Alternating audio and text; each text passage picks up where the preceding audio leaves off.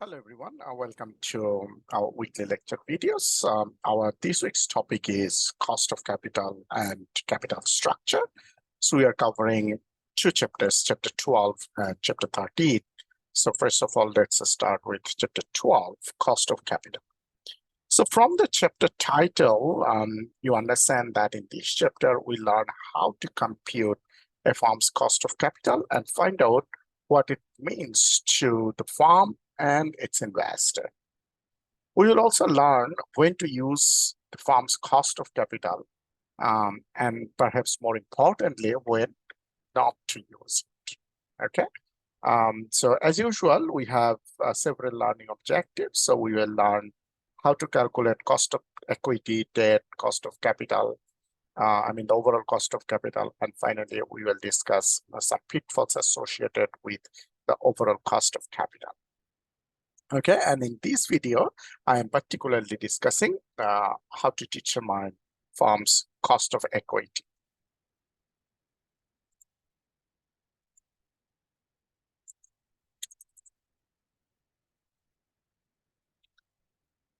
Look, in chapter 11, we learned about the security market line and used it to explore the relationship between the expected return on a security and its systematic risk.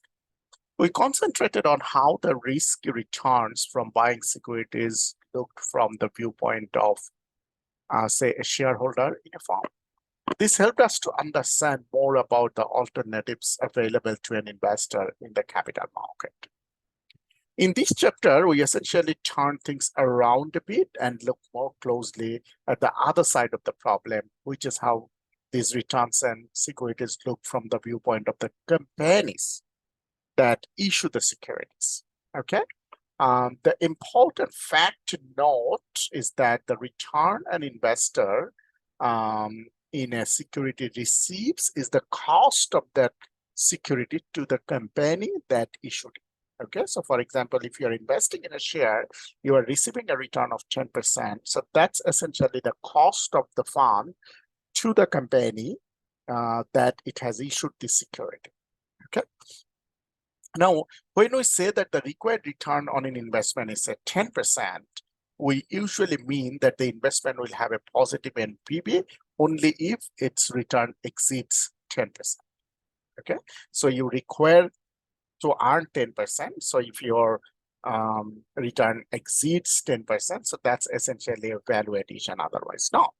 Another way of interpreting the required return is to observe that the firm must earn 10% on investment just to compensate its investor for the use of the capital needed to finance the project.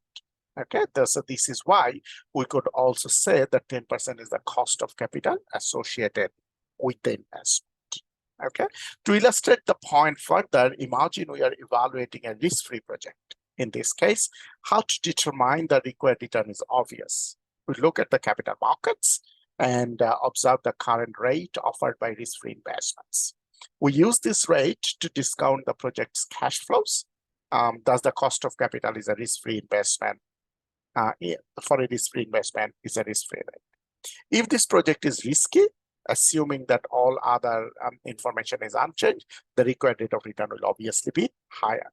In other words, the cost of capital of the project, if it is risky, is greater than the risk-free rate, and the appropriate discount rate would exceed the risk-free. Okay, so we will henceforth use the terms required return, discount rate, cost of capital, more or less interchangeably. Okay. The key fact to grasp is that the cost of capital associated with an investment depends on the risk of that investment. Okay, so we can say that cost of capital depends on the use of the funds. Okay, that means if you are using your funds in a project, the cost of capital for that project depends on the riskiness of that project, not the source. Okay. We know that the particular mixture of debt and equity a firm chooses to employ its capital structure is a managerial variable. So we will discuss about this capital structure or target capital structure too. Okay, so to summarize, you understand that when we say cost of capital, this is essentially the cost of fund for the company that is issuing security or investing into the project. And from the investor's point of view, that's also maybe the required rate of return that investor wants to earn from an investment. Okay, which means that the return to an investor is same as the cost to the company. And cost of capital is also an indication that how risky a project is. So higher cost of capital or higher required rate of return of a project may be an indication that it is more risky. And obviously knowing cost of capital helps us determining the required rate of return of the capital project and also help us determine whether we should accept the project or not. Okay, so this is the cost of capital discussion, and I have also discussed about the required rate of return thus far. Okay, so let's move now to discuss cost of equity. We begin with the most difficult question on the subject of cost of capital. What is the firm's overall cost of equity? The reason that this is a difficult question is that there is no way of directly observing the return that the firm's equity investors require on their investment, right? You are an investor to a share of a company. There is no way we can directly find out or directly observe that how much return you want from this investment that sufficiently compensates your risks. Instead, we just estimate it, right? So let's discuss two approaches to determining cost of equity, the dividend growth model approach and SML or capital asset pricing model approach. The easiest way to estimate the cost of capital is the use of dividend growth model that we have learned in chapter 7, okay? So if you remember that in the dividend growth model, we have calculated the value of a stock is the present value of the future dividends, all right? And this D1 by required rate of return minus G. This is the simplification when we expect a constant growth rate of dividend. Okay, now as we manipulate this equation or rearrange this equation, we can find out the required rate of return. You can see required rate of return using this equation. Okay, so suppose Great White Cleaning Limited paid a dividend of $4 per share last year. The share currently sells for $60. You estimate that the dividend will grow steadily 6% per year into the indefinite future. What is the cost of equity capital for the Great White Cleaning? Okay, so you can see that return on equity is D0 into 1 plus G. D0 means the last dividend paid, which is $4. 1 plus G is the growth rate, which is 6%, divided by current price, which is 60 plus the growth rate, and you see that it's 13.07%. So what does this number tell you? This number tells you that for the company, the cost of their equity capital is 13.07%, or this 13.07% essentially is the rate of return investors are requiring from their investment. Now you can say that, why do we say that this is the required rate of return? Because as we know the growth rate, or as we have estimated dividend, as we see the price of the stock currently, given this growth rate and given the last dividend, so in aggregate, we see that the market's required rate of return from this type of investment is 13.07%. Okay.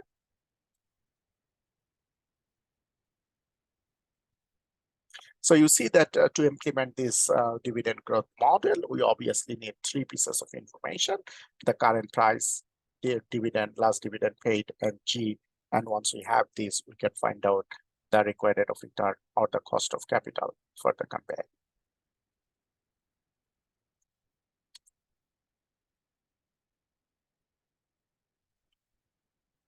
So the next point we are going to talk about is growth rate.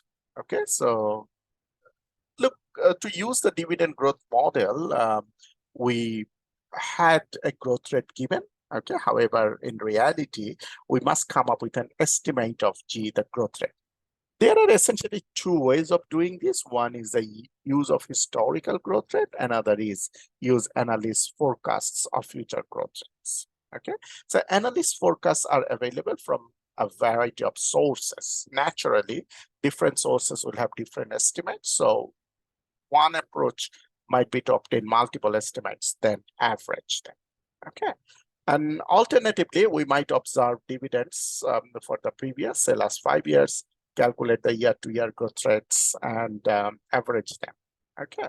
So, for example, you can see that a dividend for the last 5 years are this. So, this is the dollar change, and this is the percentage change. Okay. This is the percentage change in dividend. And once we have this percentage change in dividend, then we can calculate, for example, year-to-year dividend change and the growth rate or the percentage change. For example, 9.09% in the first year, then 12%, 3%, and 10.7%. So what we can do is we simply sum them up and divide by the number of 4. So we get an average growth rate of 9%. Okay, so that could be an estimate of the future growth rate of dividends. That's a historical average of the dividend growth.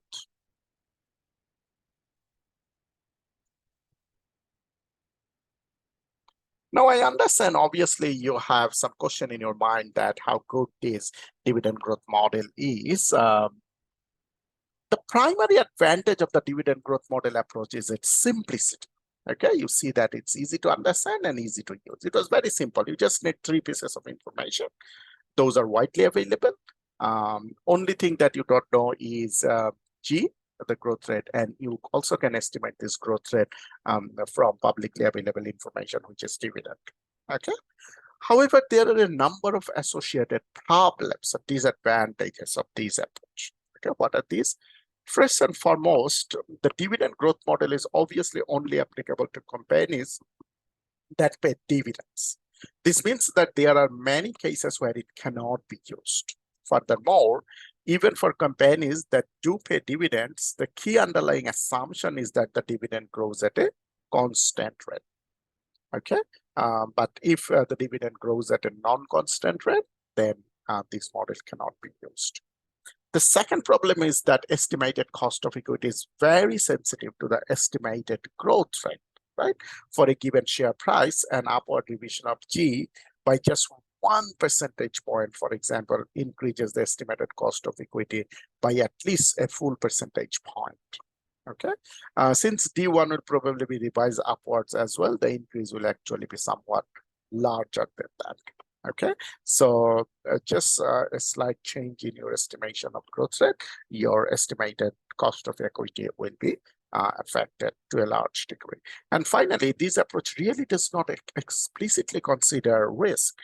Unlike the SML approach that we will be discussing soon, this one has no direct adjustment for the riskiness of the investment.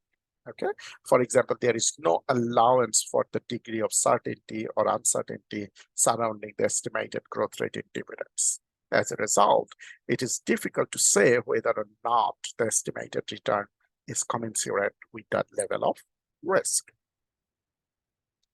And perhaps due to this reason, SML method has come in. So also in the last chapter, we discussed the security market line on SML.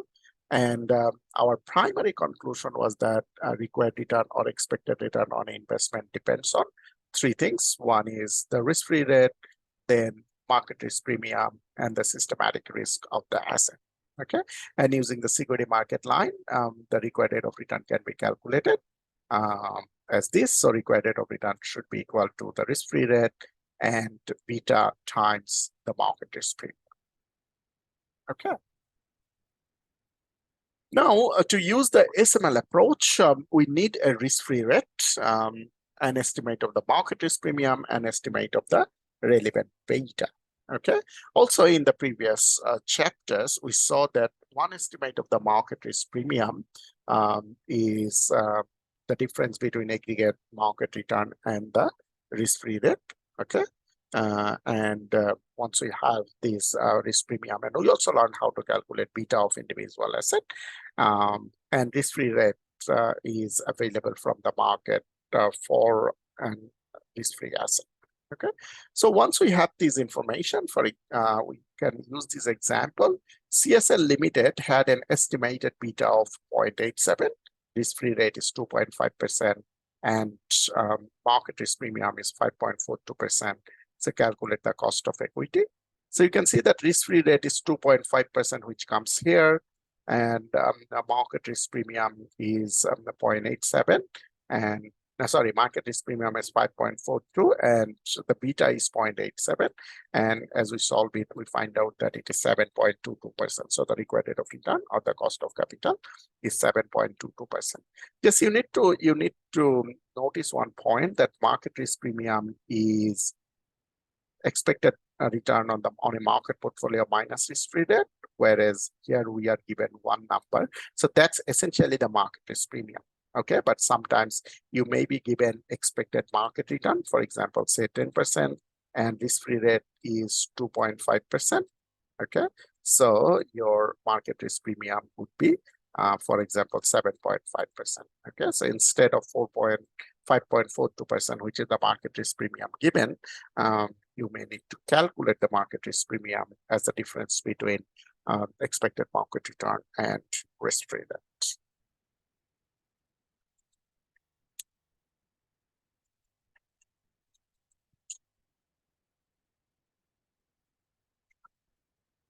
Now, how good this approach is, the SML approach? So SML approach has three primary advantages.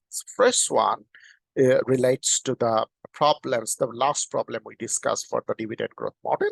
It explicitly adjusts for risk.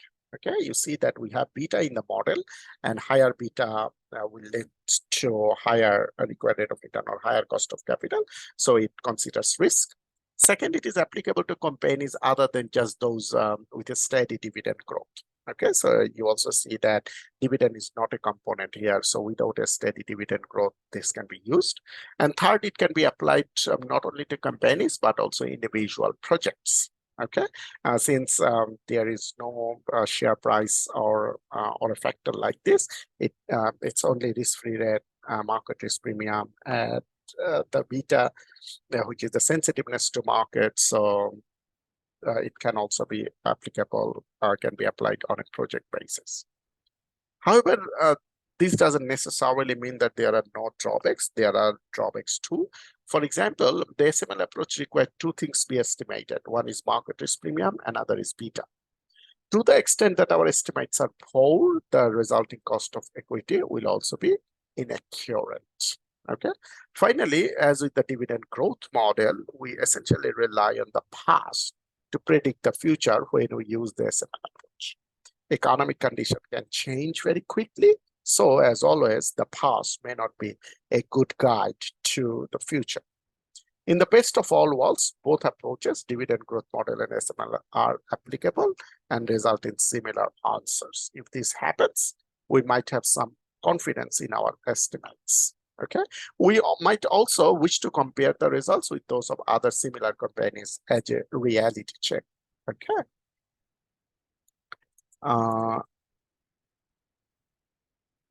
So this is the example, as I said, that both the approach should lead to similar results. So once again, this is an example. Given this information, using SML, we see that required rate of return is 5.6%, and using dividend growth model, we already know how to implement this model.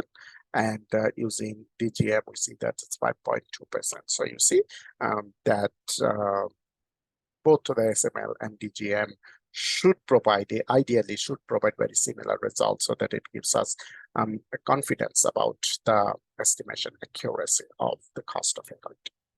Okay, so that's the end of our discussion on cost of equity. Thank you very much. In the next video, we will be discussing cost of debt.